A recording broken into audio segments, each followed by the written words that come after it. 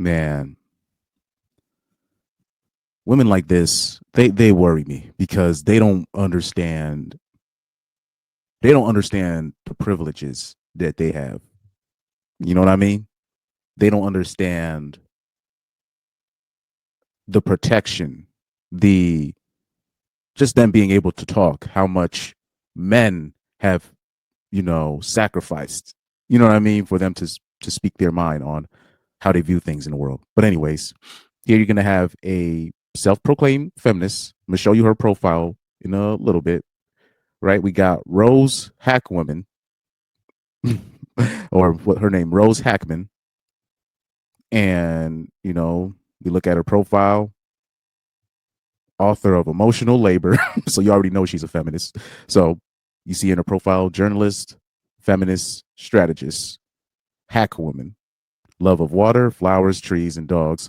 Emotional labor is labor. So you already know what time she's on. But here we're going to have this video.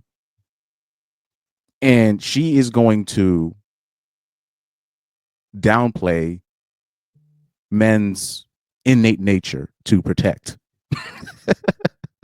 You can't make this stuff up. This is the video I'm about to show you.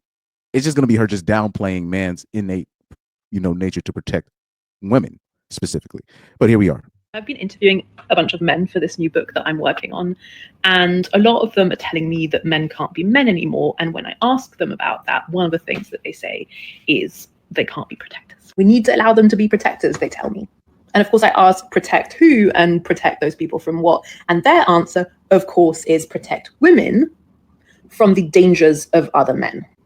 Maybe this is really obvious to a lot of you, but it just had me properly realize that a lot of these patriarchal men, they don't want to live in a world where there aren't a whole bunch of dangerous men, because those men make them feel relevant. And in this really twisted way, safe patriarchal men, if that even exists, but obviously in their mind it does, they think of themselves as good guys. Safe patriarchal men need dangerous patriarchal men. That's why there's no real fight to get rid of assault culture. That's why there's no real fight for accountability when it comes to all of this kind of gendered violence, because ultimately the existence of this gendered violence makes them feel relevant. So I've been interviewing a bunch of...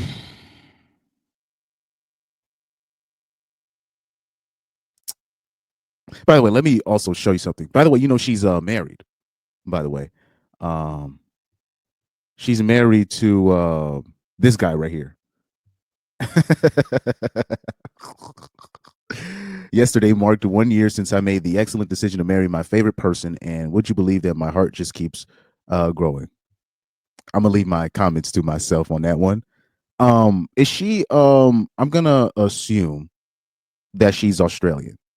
I could be wrong, but I'm gonna assume that she's. Yeah, I'm gonna assume that she's Australian. I'm gonna assume she's Australian, but or has some kind of Australian background. But anyways, let's go back here. You heard what she was saying.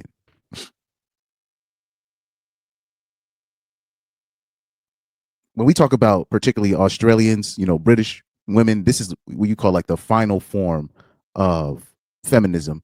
Or you could take a look at, the community, right? Like CJ likes to call it, the community, our sisters, right? In, these women-led spots. These are kind of like the final forms of feminism. And the stuff that they say, it makes no sense.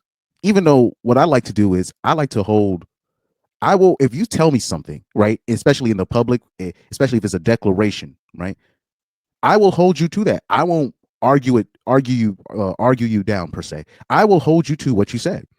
And then when a situation arises, I'll be like, whoa, whoa, whoa, whoa. Remember when you publicly declared this? This is what I like to do. This is what I like to do. I like to, if you say something publicly and you declare it, I'm like, you're going to have to stand on it. Now, that's the problem with women, feminists alike. They don't really stand on what they say. They don't realize the stuff that they're saying. They're going to have to stand on it later on. Because I bet you this is the same broad. If something happens in the subway, right? Or what's the girl from the Young Turks? I forgot her name, the blonde bitch. Something happens to her. Now all of a sudden she's questioning everything. Instead of having an open mind in the beginning before that unfortunate incident happened to her to realize, look, we might have a problem on our hands. I forgot her name. I remember somebody put me on, but it was a woman that works for that liberal network, the Young Turks. She had gotten groped or essayed by, it was like an immigrant or a migrant, whatever, and basically when she was trying to get help, nobody really helped her with it, and nobody really stepped in, and people didn't want her to put it out there because it was a migrant or slash immigrant that did what they did to her, right? And it's only when it affected her personally where, oh, we need to do something. Where are the real men to protect us, quote unquote? You know what I mean? So let's go over what she said one more time. I will break it down because there's way too much to unpack here for me to just say it in one breath. Pause. Of men for this new book that I'm working on.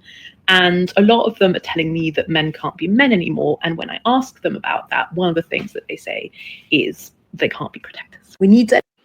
So they said one of the things that they said is that we can't be protectors. Now, this is actually true. It's not necessarily we can't be protected. It's literally when you look at the, what's his name, Daniel Penny, all these situations where now dudes are getting even prosecuted for protecting. And to be fair, that has always been a problem. It's just now I'm talking about now now Caucasian men are now being the target of these things where the main demographic of men in this country are being persecuted for them just naturally wanting to protect the public, right? So we can always bring it back. I always bring it back to many situations where I would hear of black men, right? I remember I saw a story where, and I even know personal situations, but I know a specific story which reminded me about a lot of the stuff that I've heard about, but an official story where it was two black dudes that had saved a Caucasian girl from getting essayed on a bus. This was a while back. This is a years back. This is probably like in 2015 or 2014. And when they saved the girl from SA, they beat the guy up, put him aside. They ended up leaving. They were basically running away, and people were like, "Yo, why are you guys running?" Because, like, dude, if the cops come and they just see two ninjas with this white girl, and then we're calling about a SA, the cops are going to take it the wrong way, so they would just leave the scene. And I would hear of black dudes in the past, like they would save a girl, like it'll be like they'll save a Caucasian girl from an elevator or something, or the joke of black men don't want to be in an elevator with a Caucasian little girl by themselves if she's lost or whatever. You see like TV shows about that, or you see a black dude, they save a white girl doing anything, and then they will call the police and then they will leave because they're not trying to get caught up in, if the police comes, then they're going to basically get punished for doing the right thing. So this is something, it's actually not new. You know what I mean? Now people are understanding to see the flaws of the system. They're seeing people getting punished for trying to the public, because a lot of the times these police, the cowardice police, the system in general, they let these misunderstandings happen. They let good people, get punished for doing the right thing. So you have men now. Now it's like, now this is basically a real problem now, where now even called the main demographic of men in the country, in Western countries, which is Caucasian men, where they're just like, yo, if we do the right thing, we're getting punished. You're gonna get put in jail for doing the right thing. And if a guy like in their mind, if a guy like Daniel Penny can get put through the ringer, even though he didn't get put in jail, but if he gets put through the ringer like that, what's the point of me even doing the protecting, or what's the me going out of my way to do the right thing for people that I don't know? And what a woman like this doesn't understand, there's a lot of dudes doing that just in general. Sometimes it's a lot of people's job, but there's a lot of dudes that just do that in general. And if you discourage that kind of behavior, you can't be shocked if something happens to you or something happens to somebody you know, like the situation in Philadelphia where the girl was being essayed on a public transportation, and everybody just sat there and just like did nothing about it. You know what I mean? You can't be shocked when stuff like that ends up being the norm. You know, so these are the things that many women, especially in Western civilization, they take that for granted, particularly Caucasian women, because they're just so used to just pointing their finger, and then they're just used to the simp cops or the simps in general just doing their bidding. But there's going to be a time where it's not going to be automatic. You being able to just walk down the street and coming back, that's not going to be automatic. Even in the suburbs, there might be a point in these Western countries like U.S., USA, Australia, even in England. So we have to be careful on, quote unquote, making fun of men that actually want to do the right thing, that want to help, that want to be the good guy. So this is the stuff that particularly women, they need to be careful of. Allow them to be protectors, they tell me. And of course, and meaning allow them to be protectors, meaning you can't stop punishing me for trying to do the right thing. So she kind of misinterpreted that, and she's kind of saying it in a contorted way to make it seem like they have a god or savior complex, which is not true with many of these men. I ask, protect who and protect those people from what? And their answer, of course, is protect women from the dangers of other men. Well, that was a nice way of saying, because we already know dangerous men exist, and most dudes can't even stop dangerous men, just in general. Men with that, I'm talking about dangerous men that are just dangerous. There's really nothing we can do about it. That's why we make the law stringent against men that want to commit crimes, that want to commit violent crimes, men that are real menace to society, because there's really nothing you could do about these guys, right? So when we talk about these dangerous men, it's not necessarily protecting women from dangerous men. It's really our job is to protect women from making stupid decisions, which could actually end up leading them into the arms of quote unquote dangerous men, whoever that may be. So really the job of men is to protect women from themselves, because women tend to do things counterproductive to their own protection, even though they say they're not protected, but really they will do things. They'll date certain types of people where it's just like, bro, are you serious? Or they will make certain decisions where it's just like, why would you do that? But we're not allowed to, especially nowadays, we're not even allowed to tell women, don't go out to this club, don't go out over here, don't do this. We can't even teach women prevention. They just want to live in a world where, oh, I can just do this without a care in the world. You know what I mean?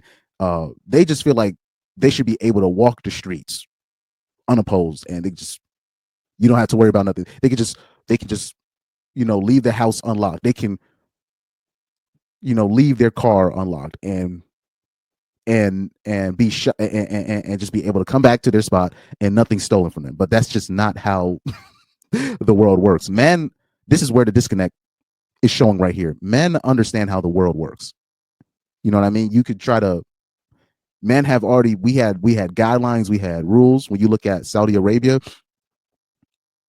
they don't have really this kind of problem, but at the same time, they have certain, stringent, guideline and rules for what women can and cannot do.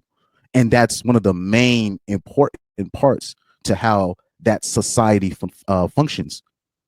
So that's why in places like Saudi Arabia, you can leave your door unlocked. You can, there's like zero crime. And especially in those spots where it's actually heavy, where it's really heavy on the patriarchy, is like zero crime. You know what I mean? But she doesn't understand the science and the reasoning behind that. Maybe this is really obvious to a lot of you, but it just had me properly realize that a lot of these patriarchal men, they don't want to live in a world where there aren't a whole bunch of dangerous men, because those men make them feel relevant. And now that's a very perverted way to look at this. I don't know how she can come to a very twisted conclusion like that. But like I said, if she feels that way, fine. But we already know, because this is what's going to happen. Because the same woman like this, because on my channel, I actually say, dude, your job as a man, you're not, this is 2024. You don't have to really protect women anymore.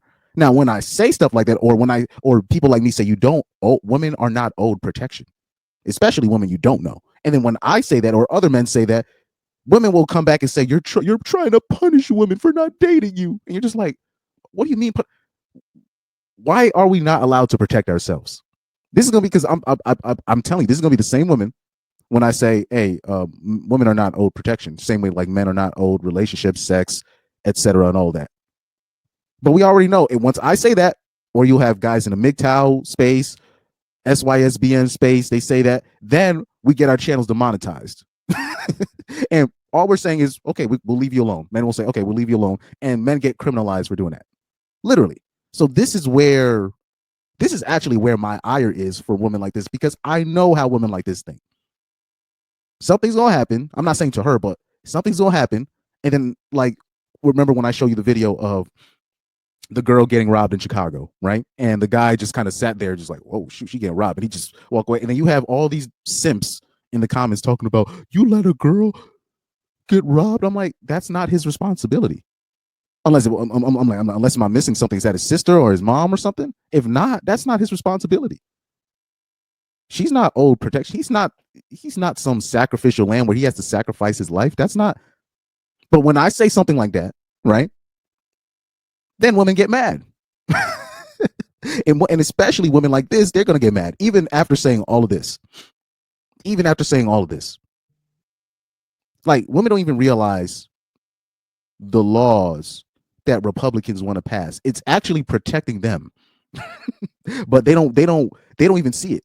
They don't even see it, because at the end of the day, particularly when it comes to Caucasian women, they just want things their way. And if it doesn't feel right, quote unquote, then it's evil.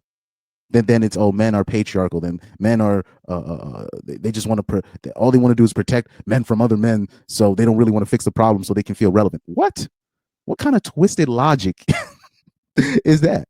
In this really twisted way, safe patriarchal men, if that even exists, but obviously in their mind it does, they think of themselves as good guys. Well, patriarchy actually works when you look at Saudi Arabia in terms of where it's actually safest for women, or just for normal people.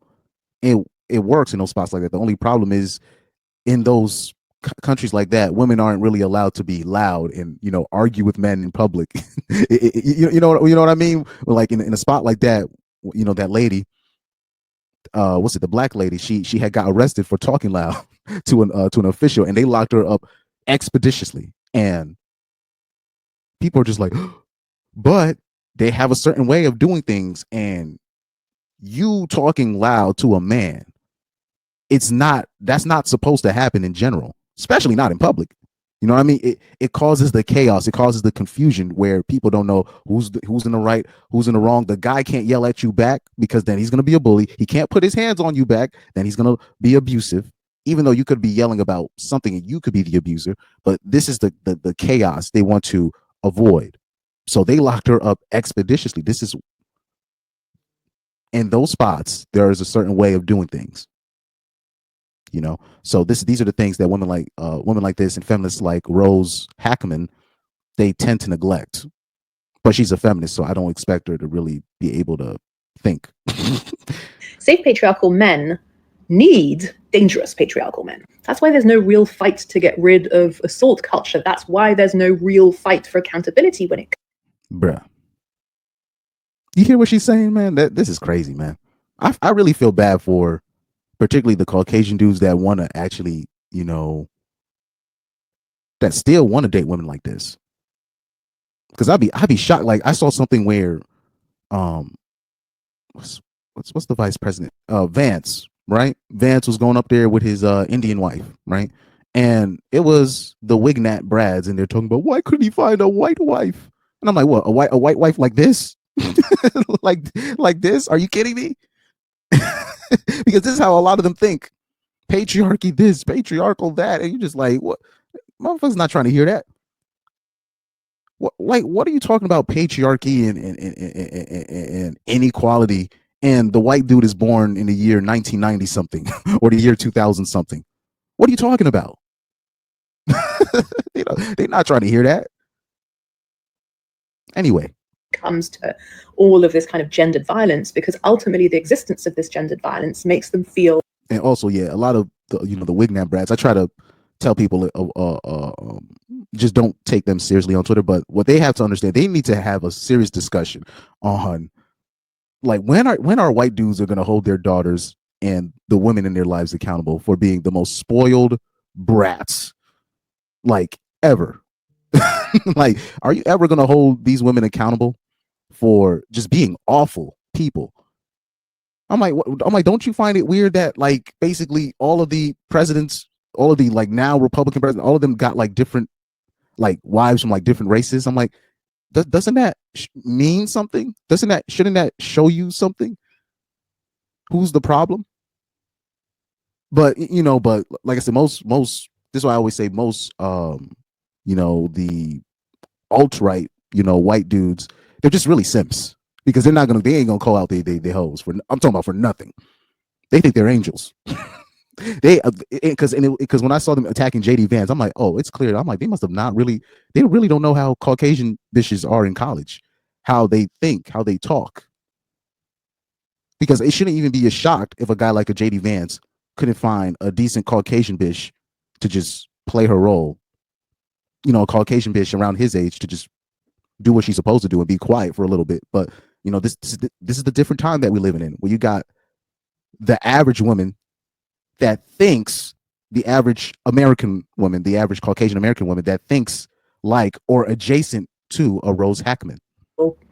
Relevant. So I've been interviewed. Or they have a professor like her.